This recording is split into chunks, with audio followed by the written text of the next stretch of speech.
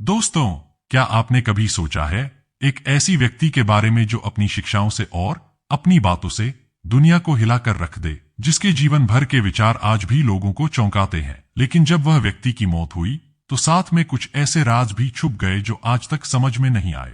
ओशो, जिनकी मौत के बाद कई प्रश्न उठते हैं, क्या सच है कि उनका आखिर वक्त किसी बड़े रहस्य का हिस्सा था? क्या ओशो की विचारधाराओं में कुछ ऐसे ज्ञान के बीज छुपे हैं जो आज तक किसी ने नहीं समझे? आज हम आपको लेकर चलेंगे उन उलझे हुए राज के पीछे, जहां आप जानेंगे ओशो की मौत के बाद का सच और उनकी शिक्षाएं जो समय के साथ और गहरी हो गई है। ये कहानी सिर्फ एक आत्मा की नहीं, बल्कि एक ऐसा सफर है जो आपको जीने का नया दृष्टिकोण सिखाएगा। तो क्या आप तैयार हैं इस राज को समझने के लिए? इस वीडियो को शुरू करने से पहले अगर आपको हमारे वीडियो पसंद आते हैं तो इसे लाइक करें, दोस्तों के साथ शेयर करें और चैनल को सब्सक्राइब जरूर करें। घंटी दबाएं ताकि आपको नई वीडियो की नोटिफिकेशन सबसे पहले मिले। चलिए शुरू करते हैं। ओशो की मृत्यु के बाद का रहस्य उनको मानने वाले और आम लोगों के बीच एक बड़ा प्रश्न बन गया था।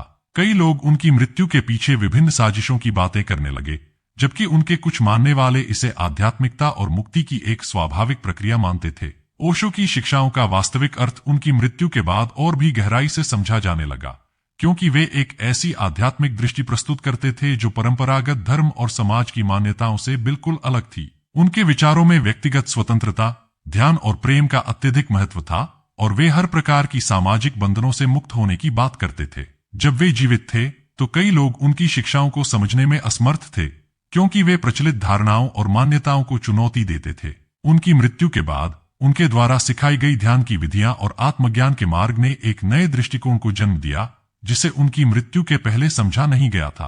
ओशो ने हमेशा कहा कि व्यक्ति को अपने भीतर के सत्य को पहचानना चाहिए और बाहरी दुनिया से मुक्ति प्राप्त करनी चाहिए। उनका यह विचार कि मनुष्य को खुद के प्रति ईमानदार होना चाहिए, भले ही समाज के नियम और परंपराएं कुछ भी कहें, उनके मानने वाले के लिए एक बड़ा संदेश था। ओशो की मृत्यु के बाद उनके आश्रम में कई प्रकार के विवाद भी उठे, जिसमें उनके उत्तराधिकार और उनकी संपत्ति का सवाल था, लेकिन उनके सच्चे मानने वाले इसे केवल भौतिक मुद्दा मानते थे और ओशो की शिक्षाओं की ओर ध्यान केंद्रित करते रहे। ओशो की शिक्षाएं समय से परे थीं, और इसलिए उनकी मृत्यु के बाद भी उनके विचारों की प्रासंगिकता कम नहीं हुई, बल्कि और बढ़ी।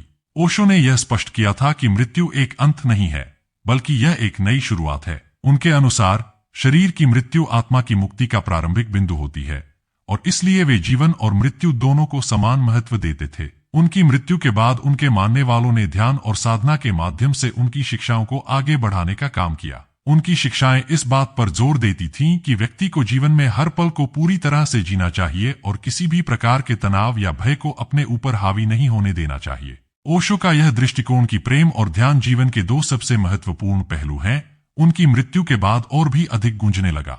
उनके मानने वालों ने उनकी मृत्यु के बाद उनके विचारों को और भी गहराई से समझने की कोशिश की, और उन्होंने पाया कि ओशो ने जीवन और मृत्यु के रहस्यों को बड़ी सरलता से उजागर किया था। उनकी मृत्यु के बाद उनके विचार और शिक्षाएं समय के साथ और भी अधिक व्यापक और प्रासंगिक हो गए, क्योंकि उन्होंने व्यक्ति को जीवन के प्रत्येक क्षण को पूरी तरह से जीने की कला सिखाई थी।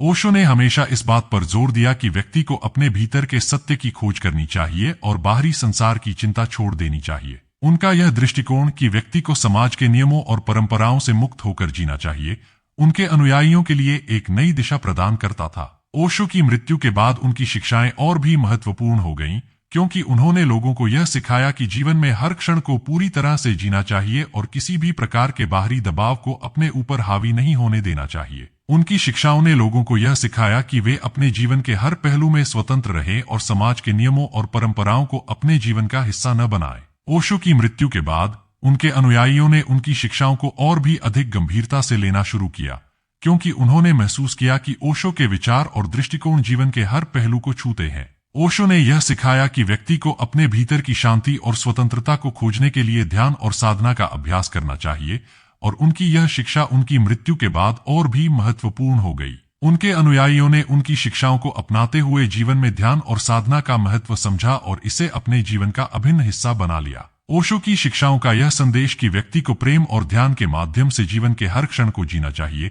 उनकी मृत्यु के बाद और भी प्रासंगिक हो गया। उनकी मृत्यु के बाद उनके विचारों और शिक्षाओं को और भी व्यापक रूप से समझा जाने लगा, क्योंकि उन्होंने व्यक्ति को जीवन के हर पहलू में स्वतंत्रता और शांति की प्राप्ति के मार्ग पर चलने की प्रेरणा दी थी। ओशो की शिक्षाएं इस बात पर जोर देती थीं कि व्यक्ति को समाज के नियमों और परंपराओं से मुक्त होकर जीवन जीना चाहिए, और उनकी यह शिक्षा उनकी मृत्यु के बाद और भी महत्वपूर्ण हो गई। ओशो की मृत्यु के बाद उनके अनुयायियों ने उनकी शिक्षाओं को और भी गहराई से समझने की कोशिश की, और उन्होंने पाया कि ओशो ने जीवन और मृत्यु के रहस्यों को बड़ी सरलता से उजागर किया था। ओशो का यह विचार कि व्यक्ति को अपने भीतर की शांति और स्वतंत्रता को खोजने के लिए ध्यान और साधना का अभ्यास करना चाहिए, उनकी मृत्यु के बाद और भी महत्वपूर्ण हो गया। उनकी मृत्यु के बाद उनके विचार और शिक्षाएं समय के साथ और भी अधिक व्यापक और प्रासंगिक हो गए, क्योंकि उन्होंने व्यक्ति को जीवन के प्रत्येक क्षण को पूरी तरह से जीने की कला सिखाई थी। ओशो ने हमेशा इस बात पर जोर दिया कि व्यक्ति को अपने भीतर के सत्य की खोज करनी चाहिए और बाहरी संसार की चिंता छोड़ देनी चाहिए।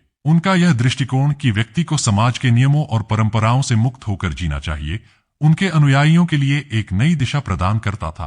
ओशो की मृत्यु के बाद उनकी शिक्षाएं और भी महत्वपूर्ण हो गईं, क्योंकि उन्होंने लोगों को यह सिखाया कि जीवन में हर क्षण को पूरी तरह से जीना चाहिए और किसी भी प्रकार के बाहरी दबाव को अपने ऊपर हावी नहीं होने देना चाहिए। उनकी शिक्षाओं ने लोगों को यह सिखाया कि वे अपने जीवन के हर पहलू में स्वतंत्र रहें और समाज के नियमों और परंपराओं को अपने जीवन का हिस्सा न बनाएं। ओशो की मृत्यु के बाद उनके अनुयायियों ने उनकी शिक्षाओं को और भी अधिक गंभीरता से लेना शुरू किया, क्योंकि उन्होंने महसूस किया कि ओशो के विचार और दृष्टिकोण जीवन के हर पहलू को छूते हैं। ओशो ने यह सिखाया कि व्यक्ति को अपने भीतर की शांति और स्वतंत्रता को खोजने के लिए ध्यान और साधना का अभ्यास करना चाहिए, और उनकी यह शिक्षा उनकी मृत्यु के बाद और भी महत्वपूर्ण हो गई। उनके अनुयायियों ने उनकी शिक्षाओं को अपनाते हुए जीवन में ध्यान और साधना का महत्व समझा और इसे अपने जीवन का अभिन्न हिस्सा बना लिया। ओशो की शिक्षाओं का यह संदेश कि व्यक्ति को प्रेम और ध्यान के माध्यम से जीवन के हर क्षण को जीना चाहिए, उनकी मृत्यु के बाद और भी प्रासंगिक हो गया। उनके अनुयायियों ने उनकी शिक्षाओं को अपनाया और उन्हें अपनी जीवन शैली का हिस्सा बना लिया, जिससे उन्हें शांति और स्वतंत्रता प्राप्त हुई। ओशो की मृत्यु के बाद उनके अनुयायी उनके विचारों को और भी व्यापक रूप से फैलाने लगे, जिससे उनकी शिक्षाओं की प्रासंगिकता और भी बढ़ गई। ओशो का विचार था कि व्यक्ति को अपने जीवन के हर क्षण को पूरी तरह से जीना चाहिए, और यह विचार उनकी मृत्यु के बाद और भी महत्वपूर्ण हो गया। उनके अनुयायियों ने उनकी शिक्षाओं को अपनाया और उन्हें अपने जीवन का अभिन्न हिस्सा बना लिया, जिससे उन्हें शांति और स्वतंत्रता प्राप्त हुई। ओशो की शिक्षाओं का यह संदेश कि व्यक्ति को प्रेम और ध्यान के माध्यम से जीवन के हर क्षण को जीना चाहिए, उनकी मृत्यु के बाद और भी प्रासंगिक हो गया।